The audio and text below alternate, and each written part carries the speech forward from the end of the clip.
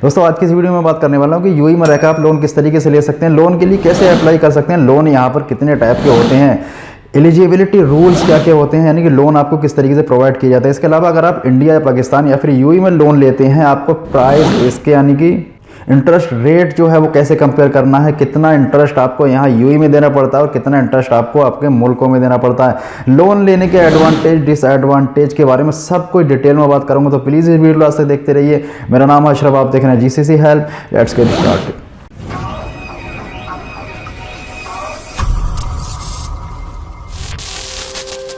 सबसे पहले हम बात कर लेते हैं कि लोन आखिरकार कहते किसको। दरअसल लोन एक अमाउंट है, एक मनी है जिससे आप किसी से बोरो करते हैं, किसी से उधार पर लेते हैं। ये एक बैंक हो सकती है, एक दोस्त हो सकता है, आपके पड़ोसी, आपके रिश्तेदार, कोई भी हो सकता है, और उसको आप इंस्टॉलमेंट बेस पे करते हैं विद इंटरेस्ट, जिसके ऊपर कुछ ना कुछ इंटरेस्ट लेता है। उसको हम लोन कहते हैं, ऋण कहते हैं, कर्ज कहते हैं।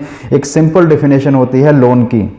इसके अलावा बात आती है कितने टाइप के लोन होते हैं। तो वैसे तो काफ़ी सारे टाइप के लोन होते हैं, लेकिन ज़्यादातर लोग जो लोन लेते हैं वो होता है सबसे ज़्यादा पर्सनल लोन, यानी खुद की नीड्स ज़रूरत के लिए आप लोन लेते हैं, पर्सनल लोन होता है। उसके अलावा एक होता है होम लोन, जो कि अगर आप घर बना रहे हैं या फिर घर खरीद रहे हैं तो उस केस में आपको लोन लेना पड़ सकता है किसी बैंक से, किसी दोस्त रिश्तेदार से, तो फिर वो होता है होम लोन। इसके अलावा एजुकेशन लोन, अपने बच्चों को यूएसए कनाडा कहीं पे भेजते हैं, उस बेस में आपको अच्छा खासा खर्चा करना पड़ता है, तो भी आप बैंक से लोन ले सकते हैं। तो इस केस में आपको मिल जाता है एजुकेशन लोन। अगर आप कोई बिजनेस, कोई कंपनी बिल्ड करना चाहते हैं, वहाँ पर आपको लोन लेना पड़ सकता है, तो उसको हम कहते हैं बिजनेस लोन। उसके अलावा अगर आप एक नई कार खरीद रहे हैं, नई गाड़ी खरीद रहे हैं, जहाँ पर आपको लोन लेना पड़ता है, तो फिर आप इसको बोल सकते हैं ऑटो लोन्स। कोई ज़मीन खरीद रहे हैं, कोई खेत या प्लॉट खरीद रहे हैं, वहाँ पर आप इन्वेस्ट कर रहे हैं, तो उस केस में आप कह सकते हैं लैंड्स लोन। अब यहाँ तक तो समझ में आता है कि अगर आप लोन की वीडियो देख रहे हैं, लोन लेने में इंटरेस्टेड हैं, तो जाहिर सी बात है आप कहीं ना कहीं परेशानी में है, प्रॉब्लम्स में है, आपको पैसों की सख्त ज़रूरत है, इसीलिए आप ये कदम उठा रहे हैं। और जो मैंने परेशानियां मेंशन की है, इसी में से कोई ना कोई आपकी नीड रही होगी, या फिर अगर आप पर्सनल लोन ले रहे हैं जिसकी कोई भी रीज़न हो सकते हैं, तो उस केस में आपको कहीं ना कहीं एक सस्ता लोन चाहिए, एक रीजनेबल प्राइस पर लोन मिलना चाहिए, ताकि आपकी परेशानी कम होने के बजाय बढ़ ना जाए। तो अगर आप चाहते हैं आपको एक सस्ता लोन मिले, तो फिर आप अब यहाँ पर प्राइस कंपैरिजन कर सकते हैं। मैंने आपके यूएई के जो बैंक्स हैं इनके प्राइस और इंडिया के जो बैंक्स हैं, जो पॉपुलर बैंक है, उन सब के प्राइस की लिस्ट आपके लिए लेकर आया हूँ कि अगर आप यूएई में लोन लेते हैं तो आपको कितना % उस पर इंटरेस्ट देना पड़ता है, और अगर आप इंडिया में या अपने मुल्क पाकिस्तान कहीं पर भी लोन लेते हैं तो आपको कितना % इंटरेस्ट देना पड़ सकता है। तो सबसे पहले हम यहाँ पर बात करने वाले हैं इंडिया की। तो यहाँ पर इंडिया की सबसे बड़ी बैंक और पूरी दुनिया में सबसे ज़्यादा ब्रांचों वाली बैंक है, वो है SBI, state bank of India. इनके जो प्राइस हैं, जो इंटरेस्ट रेट हैं, वो है 10% से लेकर 13.75% पर ईयर। उसके अलावा दूसरी जो बैंक है वो है एचडीएफसी बैंक, जो कि 11% पर ईयर इनके इंटरेस्ट प्राइस होते हैं। ICICI bank 10.50%, Axis bank 10.25%, Kotak Mahindra 10.99%, इंडसलैंड, आईडीएफसी और बाकी की जो बैंक हैं, सब के सब बैंक 10 से लेकर 13-14% तक आपसे इंटरेस्ट रेट चार्ज करती हैं। अब जरा समझ लेते हैं कि यूएई में लोन लेने पर बैंक आपसे कितना % इंटरेस्ट चार्ज करती हैं, और इतना बड़ा डिफरेंस क्यों देखने को मिलता है, इसके बारे में भी ज़रूर चर्चा करेंगे। दोस्तों सबसे पहली बात यह है कि यूएई में लोन लेने के लिए कुछ एलिजिबिलिटी रूल्स हैं गवर्नमेंट की तरफ से या फिर बैंक की तरफ से, कुछ ना कुछ रिस्ट्रिक्शंस हैं।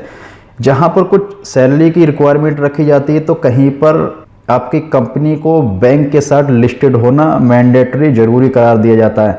कहीं पर सैलरी की रिक्वायरमेंट आपकी 3000 पर मंथ रखी जाती है, तो कहीं पर आपकी कंपनी को लिस्टेड होने के लिए कंपनी के ओनर का अकाउंट उस बैंक में होना ज़रूरी होता है। सबके बारे में थोड़ा थोड़ा समझ लेते हैं। तो यूएई की एक बैंक है एडीआईबी बैंक। यहाँ पर अगर आप पर्सनल लोन लेते हैं तो आपको मिनिमम सैलरी रिक्वायरमेंट 8000 होनी चाहिए। आपकी 8000 दिरहम सैलरी पर मंथ आपके अकाउंट में आना चाहिए। कंपनी के द्वारा इसको वेरीफाई किया जाना चाहिए, तभी आप यहाँ पर लोन को अप्लाई कर सकते हैं।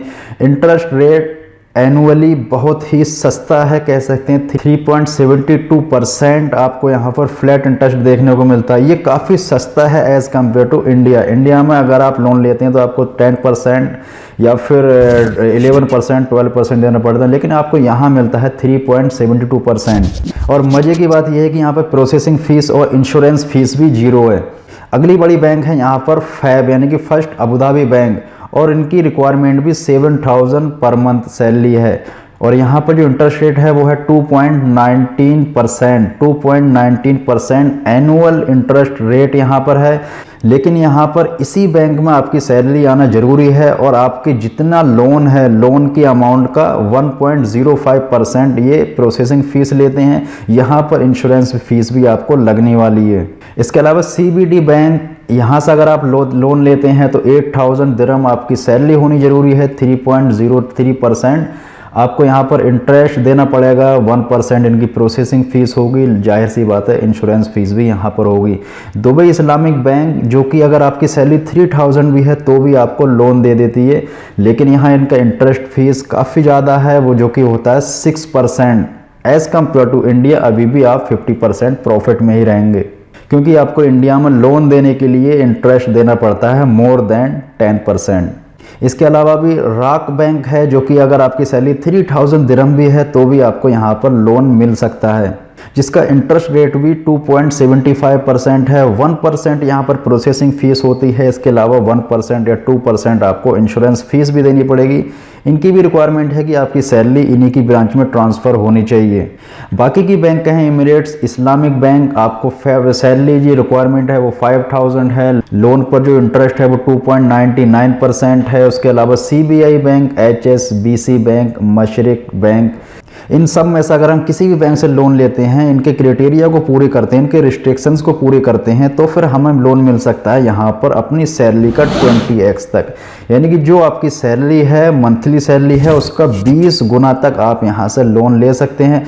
जो कि अगर आप इंडिया के प्राइस को कंपेयर करें, वहाँ के इंटरेस्ट रेट को कंपेयर करें, वहाँ की ब्रोकरेज फीस या फिर इंश्योरेंस फीस या फिर प्रोसेसिंग फ़ीस को कंपेयर करें, तो UAE में लोन लेना काफ़ी सस्ता है। और मैं ये कह सकता हूँ कि 2 से 3 घंटे के प्रोसेस में ही आप यहाँ पर लोन ले सकते हैं। आपने बस कॉल करनी है, रिप्रेजेंटेटिव बैंक का आपके सामने हाजिर हो जाएगा खुद ब खुद डॉक्यूमेंट लेकर, आपके कुछ ज़रूरी डॉक्यूमेंट लेगा। उसके बाद में लोन की अमाउंट अप्रूव होते ही आपके अकाउंट में यहाँ पर पैसे आ जाते हैं। एक सबसे बड़ा पॉइंट यहाँ पर यह है कि आपकी कंपनी UAE की बैंकों में लिस्टेड होना चाहिए। मैं भी शुरू में बहुत कंफ्यूज था कि आखिरकार कंपनी को लिस्टेड होना क्या मतलब होता है इन चीज़ों से। मैंने कई बैंकों के कस्टमर केयर से कांटेक्ट किया, उनसे पूछा कि कंपनी लिस्टेड होने का क्या मतलब होता है, तो उन्होंने मुझे बड़ा सिंपल आंसर दिया कि अगर कंपनी के ऑनर का अकाउंट, बैंक अकाउंट अगर हमारी बैंक में होता है तो समझ लो आपकी कंपनी हमारे बैंक में लिस्टेड है। दूसरा ऑप्शन ये बताया कि अगर आपकी कंपनी के कुछ बड़ी पोस्ट वाले, CEO पोस्ट वाले, मैनेजर पोस्ट के बंदों का अकाउंट भी अगर हमारी ब्रांच में है, हमारी बैंक में, उस केस में भी कंपनी लिस्टेड होती है। तो दोस्तों इतना सिंपल प्रोसेस था। कंपनी अगर लिस्टेड है, बहुत ही सिंपल तरीका है इसको जानने का। आप अपने कोलीग से पता कर सकते हैं कि उनका बैंक अकाउंट कौन सी बैंक में है, और बहुत ही इजी आप किसी भी HR से कांटेक्ट करके पूछ सकते हैं कि हमारी कंपनी, यानी जिस कंपनी में हम काम कर रहे हैं, ये कौन कौन सी बैंकों में लिस्टेड है। सबसे आखिर में सबसे मुद्दे की बात करते हैं कि अगर आप लोन ले रहे हैं तो जाहिर सी बात है आपको कोई ना कोई प्रॉब्लम्स होगी और उसको सॉल्व करने के लिए आप लोन ले रहे हैं, लेकिन इसके कुछ फ़ायदा और नुकसान दोनों ही होने वाले हैं। फ़ायदे की बात करें तो अगर आपकी कोई भी टाइट सिचुएशन थी, आपने लोन लिया और उस सिचुएशन से गेट रेट आज़ाद हो गए, आपको माइंड फ्री हो गए। दूसरा ये होता है कि अगर आप बैंक से लोन लेते हैं या फिर अगर आप लोकली लोन लेते हैं तो बैंक का loan as compare to locally loan काफ़ी सस्ता पड़ता है। जो कि अगर आप किसी फ्रेंड या रिश्तेदार से किसी से लोन लेते हैं, जो कि हो सकता है 2% पर मंथ, 3% पर मंथ, कुछ केस में मैंने देखा 5% पर मंथ भी ले लेते हैं, तो इस केस में 12×5 = 60, यानी कि आपको 60% पर ईयर देना पड़ता है। लेकिन बैंक आपसे ले रहे हैं कितना, अगर इंडिया में लेते हैं तो 10 से 12% लेते हैं सालाना, और अगर UAE में लेते हैं 2 से 3% लेते हैं। तो इस केस में बैंक का लोन काफ़ी सस्ता पड़ सकता है। तीसरा फ़ायदा ये होता है कि आपको टाइम की फ्लेक्सिबिलिटी अच्छी खासी मिल जाती है, यानी कि अगर आप चाहें तो लोन की अमाउंट को 2 साल में कंप्लीट करें, 3 साल में कंप्लीट करें, 5 साल में कंप्लीट करें, ये भी आपके पास एक एडवांटेज है। और अगर इसके डिसएडवांटेज की बात करें तो यही है सबसे बड़ा कि जो आपने लोन लिया, पैसा तो ले लिया, लेकिन आपको वापस भी करना है। वापस करने के साथ साथ आप जो भी agreement, terms and conditions, bank की तरफ से जो पेपर होते हैं वो सारे तो आप पढ़ते नहीं हैं, लेकिन उस पेपर्स के अंदर बहुत सारे बैंकों के rules, strict rules, terms, conditions होते हैं, पेनल्टीज़, फाइन्स के बारे में जो भी कुछ होते हैं। अगर आप सबको पढ़ो तो शायद लोन ना ले पाओ, तो इसीलिए आप, जाहिर सी बात है, कोई भी बैंक का रिप्रेजेंटेटिव, कोई भी कस्टमर केयर वाला जब भी आता है तो आप इतने पेपर को ध्यान से नहीं पढ़ पाते हैं।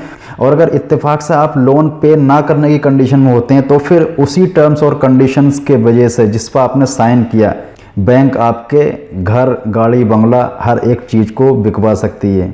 अगला बड़ा डिसएडवांटेज होता है कि आपको काफ़ी सारा इंटरेस्ट देना पड़ता है, काफ़ी सारी हिडन फीसेस होती हैं जो कि आपको पहले नहीं बताई जाती हैं, ये सब धीरे धीरे बाद में निकल कर आती हैं।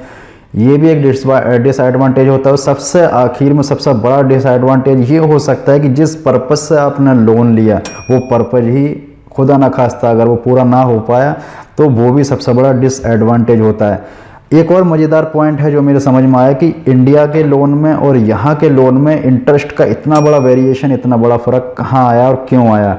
तो इसके लिए मैंने जब गूगल किया तो मुझे पता लगा कि इंडिया में जो इन्फ्लेशन रेट है वो 6 से 7% है। 6 से 7% इन्फ्लेशन है। इन्फ्लेशन काफ़ी लोगों को समझ में आता है, लेकिन सिंपल तौर पर अगर हम इसको कहें तो महंगाई है, यानी कि हर साल महंगाई दर 6 से 7% इंडिया में बढ़ जाती है। इसी वजह से वहाँ पर लोन का जो इंटरेस्ट है ना वो रखा हुआ है 10% के ऊपर, ताकि बैंक को कुछ ना कुछ प्रॉफिट होता रहे। और यूएई में जो इन्फ्लेशन रेट है अगर आप गूगल करेंगे तो हैरान हो जाएंगे, यहाँ पर 1 से 2% ही इन्फ्लेशन रेट है।